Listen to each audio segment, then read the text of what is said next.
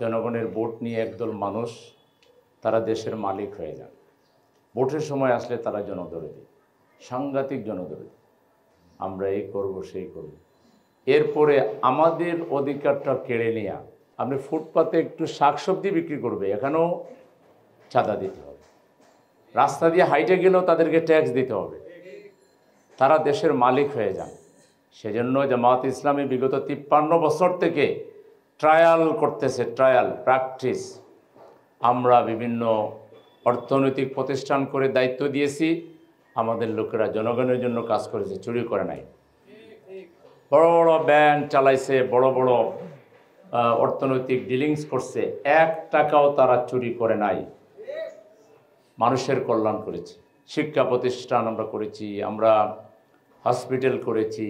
মানুষের কল্যাণে যা করা দরকার 53 বছরে আমরা তিলে তিলে তিলে তিলে নিজের জন্য আমরা যা নিজেরা ব্যবসা করে চাকরি করে উপার্জন করি, সেখান থেকেও আমরা কিছু জনগণের জন্য আমরা ব্যয় করি। এই যে কম্বলটা দিচ্ছি, এটা আমরা কোনো কারো কাছ থেকে টাকা আদায় করি না, এটা আমাদের নিজেদের পয়সা দিয়ে আমরা দিচ্ছি।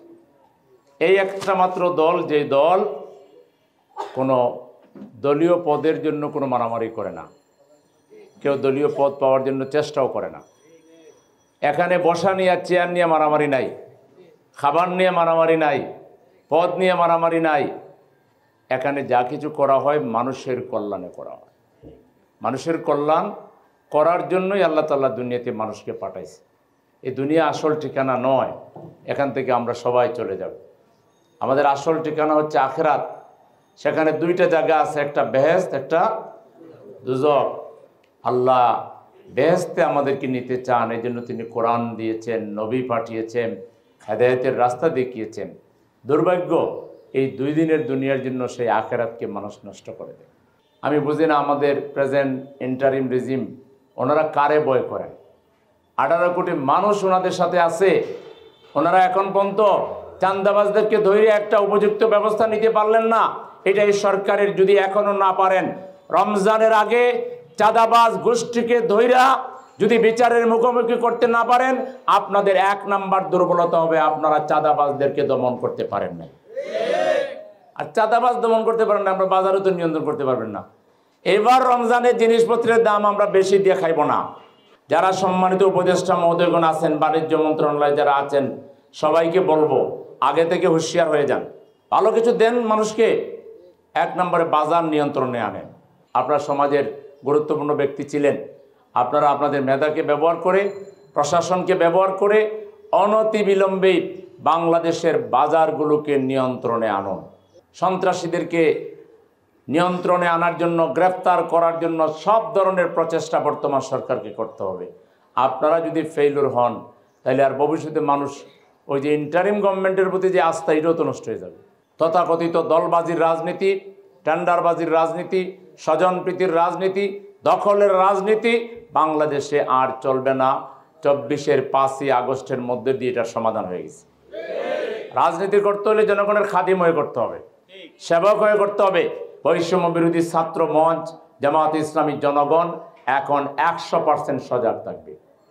আবারও ধোঁকাবাজি করবেন কোনো এমপি, কোনো মন্ত্রী, কোনো দল, সেই ধোঁকাবাজির কবর রচনা করা হবে বাংলাদেশ। আমার এমন একটা দল দরকার, যেই দল, যে রাষ্ট্র যখন চালাবে, আপনি কৃষকের ছেলে যদি হয়, শ্রমিকের ছেলে যদি হয়, তার মেধা থাকে, তাহলে সে গুরুত্বপূর্ণ জায়গায় সে চাকরি করবে, তাকে 1 টাকার ঘুষ দিতে হবে না।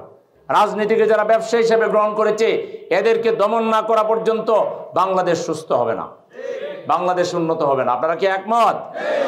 তাইলে আমাদেরকে সেই রাজনীতি করতে হবে। জামাত ইসলামী বিগত 53 বছর থেকে সেই রাজনীতি করছে। আমরা যদি আল্লাহ তাআলা এই জাতির খেদমতের সুযোগ দেয়, দেশ চালাবো সবাইকে অংশগ্রহণ করায়। আলেমদেরকে নিব, শিক্ষকদেরকে নিব, শ্রমিক নিব। এই যে আমাদের বোনেরা যায় পার্লামেন্টে বক্তৃতা দিবে, সবাই যার যার কথা পার্লামেন্টে বলবে। ওখানে কমিশন গঠন হবে, কমিশন করে দেখা হবে যে কথাগুলো যৌক্তিকতা যাচাই করো, যদি সঠিক হয় এগুলো কার্যকর করো, অটোমেটিক্যালি দাবি আদায় হয়ে যাবে। রাস্তায় বের হয়ে কেউ মিছিল করা লাগবে না। যদি জামাত ইসলামের মতো একটা দায়িত্বশীল, ক্যাপাবল, প্রগ্রেসিভ, সামনের দিকে যাদের চোখ, সেরকম একটা দলকে যদি জনগণ বেছে নেয়, এই বাংলাদেশের সব সমস্যার সমাধান হইতে 5 বছর এনাফ সময়। অতএব দেশের জনগণ ঐক্যবদ্ধ হয়ে যাতে আমাদের আর রাস্তায় রাস্তায় ভোগান্তি পোহাতে না হয়, কষ্ট করতে না হয়, সবাই আমরা ঐক্যবদ্ধ হয়ে সঠিক নেতৃত্ব আমরা বাছাই করি। আগামী দিনের কাউন্সিলর থেকে শুরু করে মেয়র, এমপি এবং একটা স্কুলের ম্যানেজমেন্ট কমিটি, মসজিদের ম্যানেজমেন্ট কমিটি থেকে শুরু করে বাজার কমিটি থেকে একটা জায়গায় দুর্নীতিবাজদেরকে জায়গা দিবেন না।